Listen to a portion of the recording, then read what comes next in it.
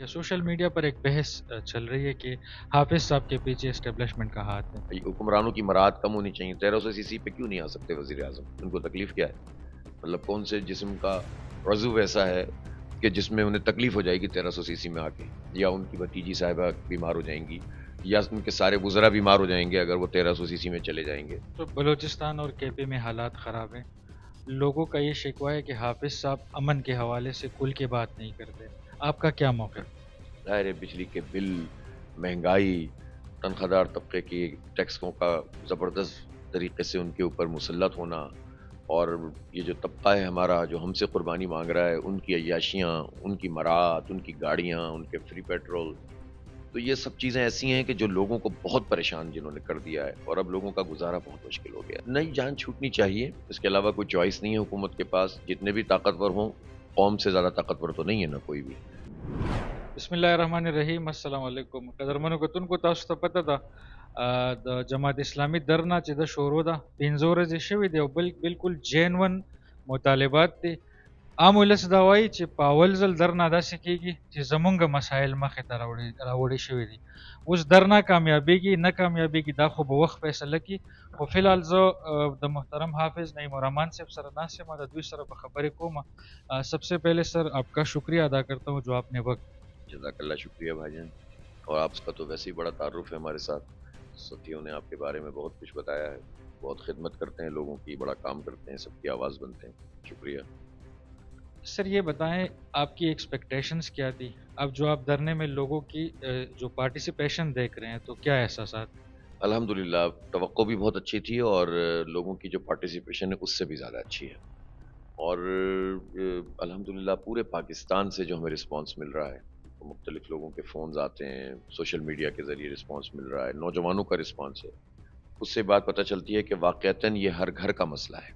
ظاہر ہے بجلی کے بل، مہنگائی، تنخواہ دار طبقے کی ٹیکسوں کا زبردست طریقے سے ان کے اوپر مسلط ہونا، اور یہ جو طبقہ ہے ہمارا جو ہم سے قربانی مانگ رہا ہے، ان کی عیاشیاں، ان کی مراعات، ان کی گاڑیاں، ان کے فری پیٹرول، تو یہ سب چیزیں ایسی ہیں کہ جو لوگوں کو بہت پریشان جنہوں نے کر دیا ہے، اور اب لوگوں کا گزارا بہت مشکل ہو گیا ہے. تو اس لیے جب ہم نے ایک بہت زبردست قسم کی ایفرٹ کی ہے، اور لوگوں کو یہ اعتبار ہوا ہے کہ جماعت اسلامی اس مسئلے کو حل کر سکتی ہے، یا کم از کم ہماری آواز بنی ہوئی ہے. تو حل تو ظاہر ہے کہ ٹائم لگتا ہے نا کسی بھی چیز میں، بیٹھے ہیں ابھی تو، لیکن لوگوں نے اس کو بھی بہت زیادہ اپریشیٹ کیا ہے کہ جماعت اسلامی 25 کروڑ لوگوں کی آواز بنی ہے. تو اس کے نتیجے میں یہ رسپانس بڑھتا چلا جا رہا ہے، اور یہی وہ طاقت ہے ہماری جس سے انشاءاللہ ہم یہ مطالبات منوائیں گے. آپ کی وجہ سے نوجوانوں کو بالخصوص طور پر پتہ چلا کہ آئی پی پیز کیا ہے. اب یہ بات ڈسکس ہو رہی ہے کہ آئی پی پیز میں جن لوگوں کے سٹیکس ہے وہ انتہائی طاقتور لوگ ہیں. تو کہاں آپ کو کیا لگ رہا ہے کہ ان سے جان کیسے چھوٹ جائے گی ہماری؟ نئی جان چھوٹنی چاہیے، اس کے علاوہ کوئی چوائس نہیں ہے حکومت کے پاس. جتنے بھی طاقتور ہوں، قوم سے زیادہ طاقتور تو نہیں ہے نا کوئی بھی. اور جتنے بھی جیسے مثلا حکومت میں شامل اگر افراد ہیں تو وہ کتنے طاقتور ہو سکتے ہیں؟ عوام سے زیادہ طاقتور ہیں. عوام کو اللہ تعالیٰ نے اتنی طاقت سے نوازا ہے کہ جب اس کا سیلاب آتا ہے تو وہ بڑے بڑے پہاڑوں کو جو ہے نا وہ ڈھا دیتا ہے. اس لیے کوئی طاقتور نہیں ہے. اسی طرح اگر کچھ ایسے انڈسٹریلسٹ ہیں جنہوں نے ہمیشہ حکومتوں سے مفادات اٹھائے ہیں اور وہ ہر پارٹی میں موجود رہے ہیں، اور انہوں نے اپنی آئی پی پیز بنا لی ہیں، تو وہ بھی کیا ہیں، ان کے بھی اسٹیکس ہیں اس ملک میں، اور ان کو آرام سے گرفت میں لایا جا سکتا ہے. جھوٹے معاہدے کیے ہوئے ہیں، دھوکہ دیا ہوا ہے. یعنی یہ جو کیپیسٹی چارجز ہیں سب کو معلوم ہو گیا ہے اب تو، اللہ کا شکر ہے کہ وہ بجلی ہم بناتے ہی نہیں ہیں، اس کے پیسے ہم ادا کرتے ہیں، اور ہزاروں ارب روپے ہم ان کے منہ میں ڈال چکے ہیں، اور ان کا پیٹ بھر ہی نہیں رہا. تو اب ختم کرو بھائی. اگر نہیں کر سکتے تو معاہدوں کے اندر خود اتنی چیزیں موجود ہیں کہ وہ نہ کسی کو چیلنج کر سکتے ہیں، نہ وہ جو ہے وہ اس کے خلاف کوئی کام کر سکتے ہیں. یہ صرف حکومت پہ ڈیپینڈ کرتا ہے. اسی لیے ہم عوامی دباؤ بڑھا رہے ہیں تاکہ حکومت مجبور ہو اور عوام کو ان کا حق دے. حکومت کے نمائندوں نے آئی پی پیز کے حوالے سے بات کی؟ جی ہاں، بس وہ تو ابھی یہی کہتے ہیں کہ ممکن نہیں ہے، معاہدے ہیں، یہ ہیں وہ ہیں، لیکن یہ سب معاہدے ریوائز بھی ہوتے ہیں، ری نیگوشیٹ بھی ہوتے ہیں. اور پچھلے دور حکومت میں کچھ کمپنیوں سے، کچھ لوگوں سے معاہدے نیگوشیٹ کیے گئے تھے. اس لیے یہ کہنا کہ بالکل درست نہیں ہے کہ معاہدوں کو نیگوشیٹ نہیں کیا جا سکتا، سب کچھ کیا جا سکتا ہے. سر سوشل میڈیا پر یہ انٹرویو ہم ڈالیں گے. سوشل میڈیا پر ایک بحث چل رہی ہے کہ حافظ صاحب کے پیچھے اسٹیبلشمنٹ کا ہاتھ ہے. آپ کیا کہیں گے؟ اصل میں بات یہ ہے نا کہ سچویشن اتنی عجیب و غریب ہے، اور پاکستان میں پولیٹیکل پارٹیز کا جو ٹریک ریکارڈ ہے وہ یہی ہے کہ وہ اسٹیبلشمنٹ کی آشیرواد کے بغیر کوئی کام کرنے کے لیے تیار ہی نہیں ہوتے، خود سے تو کچھ کرتے نہیں ہیں، ان کی اپنی کوئی اسٹرینتھ نہیں ہوتی، ان کی جو پولیٹیکل ول نہیں ہوتی، اور وہ ہر چیز کے لیے یہی سوچتے ہیں. بحیثیت مجموعی جتنی پارٹیاں ہم دیکھتے ہیں، تو اس لیے لوگ یہ سمجھتے ہیں کہ کوئی بھی کام ہونے جا رہا ہو تو اس کے پیچھے اسٹیبلشمنٹ ہوگی. ہم جماعت اسلامی کے کیس میں تو لوگ اس بات کو اچھی طرح جانتے ہیں، لوگ ہمارا بھی ریکارڈ جانتے ہیں، ہم نے جو جدوجہد اتنے طویل عرصے سے جماعت اسلامی نے کی ہے. آپ نے دیکھا شہر کراچی میں ہم نے مستقل پہ ہم کئی برس لگے رہے ہیں، تو اللہ تعالیٰ نے یہ مقام دیا ہے کہ آج ہم وہاں کی سب سے بڑی جماعت کے طور پر ابھر کر سامنے آئے. تو اس بات کو لوگ جانتے ہیں. یہ چند لوگ ہوتے ہیں جن کو یہ پریشانی ہوتی ہے، اور ہر چیز کو وہ پولیٹیکل تناظر میں دیکھتے ہیں کہ یار اس سے ان کی مقبولیت بڑھ جائے گی، ہماری کم ہو جائے گی، تو وہ تو یہ چیزیں چھیڑم چھاڑی کرتے ہیں. لیکن بحیثیت مجموعی اس وقت پاکستان کے عوام میں ایسی کوئی بات نہیں ہے. یہ چند لوگ اس لیے اس بات کو ڈالتے ہیں تاکہ کنفیوز کر دیں، اور کوئی اگر پاپولر ہونے جا رہا ہے تو اس کو روک دیں. ہمارا مسئلہ اس وقت پاپولرٹی ہے ہی نہیں. ہمارا مسئلہ تو ہے کہ ہمارا مسئلہ حل کر دو، خود ہی اللہ تعالیٰ عزت دے دے گا، خود ہی لوگ ساتھ چلیں گے. ہمارا مسئلہ یہ ہے کہ لوگوں کا مسئلہ حل ہونا چاہیے، بجلی کے بل کم ہونے چاہیے، اور تنخواہ دار لوگوں کی تنخواہوں پہ جو ٹیکس عائد کیا گیا ہے، مسلط کیا گیا، وہ ختم ہونا چاہیے. کھانے پینے کی چیزوں کا ٹیکس ختم ہونا چاہیے، آپ ہی پہ اس کو لگام دینی چاہیے.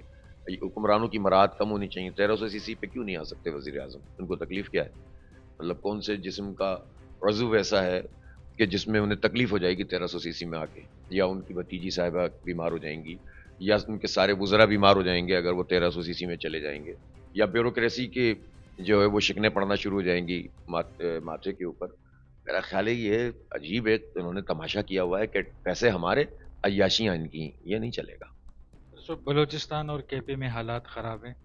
لوگوں کا یہ شکوہ ہے کہ حافظ صاحب امن کے حوالے سے کھل کے بات نہیں کرتے. آپ کا کیا موقف؟ میں آپ کے بنیر میں آیا تھا نا، جو ہمارا بھی بنیر ہے، تو وہ پوری تقریر اٹھا کر دیکھ لیجئے. وہ تقریر تھی ہی امن کے اوپر. اور ہم صرف یہ نہیں کہتے، دیکھیں بعض لوگ تو بڑا موقع پرست بھی ہوتے ہیں نا، ایکسپلائٹیشن کرتے ہیں. اور یہ بھی بڑی بدقسمتی کی بات ہے کہ حالات کی ایکسپلائٹیشن کر کے کوئی قوم پرستی کا ایجنڈا پورا کرے، کوئی جو ہے وہ انڈیا کا ایجنڈا پورا کرے، کوئی امریکہ کا ایجنڈا پورا کرے. ہم نے تو اس کی پوری روٹ کاز پہ بات کی، ہم نے تو پوری اس کی تاریخ بیان کی کہ کس طرح سے دہشت گردی پروان چڑھی ہے. اور اس دہشت گردی کو اگر روکنا ہے اور امن اگر قائم کرنا ہے تو اس کا طریقہ فوجی آپریشن نہیں ہے، بلکہ لوگوں کو فیسیلیٹیٹ کرنا ہے. اور جو ادارے ہیں جن کا کام دہشت گردی روکنا ہے وہ اپنا کام کریں. تو اللہ کا شکر ہے کہ یہ جو فوجی آپریشن کے خلاف یہ مؤثر آواز تھی، وہ آواز ہر جگہ پہنچی، اور خود آرمی نے کہا، ISPR نے کہا کہ یہ فوجی آپریشن نہیں ہے بلکہ یہ اور طرح کا ایکشن ہے. ہم یہ سمجھتے ہیں کہ قوم کو اعتماد میں لینے کی ضرورت ہے. تو جماعت اسلامی کی آواز آج سے نہیں ہے. آج تو بہت سارے لوگ بلوں سے باہر آ کر اس طرح کی باتیں کرتے ہیں، وہ اپرچونسٹ بھی ہوتے ہیں.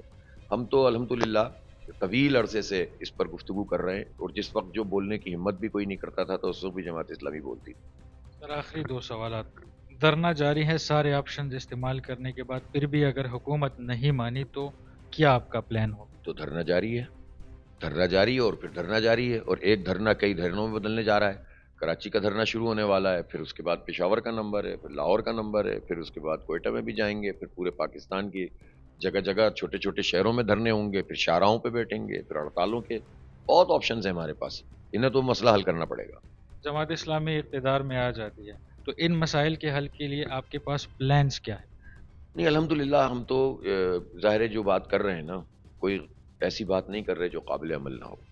ہم یہ سمجھتے ہیں کہ کوئی ایسی پارٹی، جماعت اسلامی جیسی پارٹی، جب عوام کی حمایت اور تائید کے ذریعے سے اقتدار میں آئے گی تو ظاہر ہے اس کو کروڑوں انسانوں کی حمایت حاصل ہوگی، ووٹس میں بھی، اور ان ووٹرز کے توسط سے پوری پوری فیملیز. تو آپ اس سینیریو میں نہ دیکھیں کہ ابھی جماعت اسلامی کا اقتدار آ گیا تو ہم کیا کریں گے. یہ دیکھیں کہ جب لوگوں کی حمایت، کیونکہ ہم تو بغیر حمایت کے آنا بھی نہیں چاہتے. اس طرح تو زبردستی مسلط ہونے والے 47 45 والے جو ہیں فارم والے، یہ تو کچھ کرنے کی صلاحیت بھی نہیں رکھتے. تو جماعت اسلامی جب جنون طریقے سے عوامی تائید کے ذریعے سے آئے گی تو پھر ہمارے پاس پورا ایک نقشہ کار موجود ہے کہ کس طرح ہم یہ سود کو جو ہے وہ ایلیمینیٹ کریں گے، جس کے نتیجے میں خود ہمارا سرکولر ڈیٹ ہی کم ہو جائے گا، اور جو سود میں ہمیں اتنے سارے پیسے دینے پڑتے ہیں وہ کم ہوتے چلے جائیں گے گریجولی. پھر ہمارے پاس پورا یہ آپشن موجود ہے کہ یہ ٹیکسوں کے بوجھ کے بلا ڈائریکٹ زکوٰۃ کا نظام قائم کریں. जब करोड़ों की तादाद में लोग जमात इस्लामी जैसी पार्टी को सपोर्ट करेंगे, तो इस वक्त भी तो लोग अपनी ज़कात के लिए अलखिदमत को पसंद करते हैं ना। जब जमात इस्लामी सामने आएगी तो लोग उस हुकूमत को ज़कात लेकर आएंगे, देंगे कि जो हुकूमत उनकी नुमाइंदा हुकूमत होगी। और अल्लाह ने चाहा था इस ज़कात की बरकत से और इस सूद की ममानियत से ही बहुत फ़र्क पड़ जाएगा पाकिस्तान में, और 1-2 साल में ही पड़ जाएगा। बाकी हमारे पास एनर्जी और जो है वो आईटी और एजुकेशन और हेल्थ और इस सब का अल्लाह का शुक्र है कि पूरा एक नक्शा मौजूद है। लेकिन असल बात यह है कि लोगों के अंदर एक अवेयरनेस पैदा हो और लोग जमात का साथ दें। और अभी तो इंतखाब नहीं हो रहा, अभी तो ये अपने हक के लिए लोग अगर निकलेंगे और इस पूरे तहरीक का हिस्सा बनते चले जाएंगे तो अल्लाह ने चाहा तो वो एक बहुत बड़ी बेस बन जाएगी, जिसके बाद खुद ब खुद एक इनकलाब बर्पा हो सकता है। पाकिस्तानी कौम को क्या पैगाम आप देंगे? पाकिस्तानी कौम को पैगाम यही है कि इस पूरी तहरीक का साथ दें। ये हमारी ज़ात के लिए, मैं अपनी ज़ात के लिए एक पाई भी नहीं मांगता, ना अपनी पार्टी के लिए मांग रहा हूँ। मैं पाकिस्तान के कौम के मुस्तकबिल बच्चों के लिए, नौजवानों के लिए ये जिद्दोजहद हम लोग कर रहे हैं। और इसलिए कर रहे हैं कि ये नौजवान सबसे ज़्यादा मायूस हो रहे हैं इस हालात से। ये मायूस हो गए तो पाकिस्तान फिर क्या बचेगा? फिर जगह जगह से तहरीकें चलेंगी और पाकिस्तान की डिसइंटीग्रेशन यानी उसको तोड़ने की तहरीकें जोर पकड़ेंगी। हम एफोर्ड ही नहीं कर सकते। तो नौजवानों, आओ इस तहरीक का हिस्सा बनो, हमारे साथ मिलकर काम करो।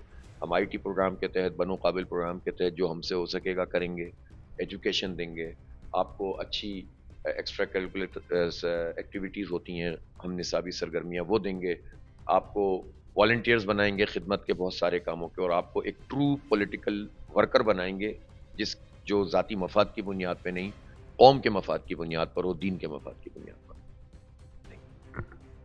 कदरमन गतुन को प्रोग्राम होगा तो उम्मीद लरम अच्छे प्रोग्राम बमखुशी और हाफिज नहीं रहमान से कम पैगाम देदा बमौरी दिली सासुन इजाजत वाला अल्लाह पामा।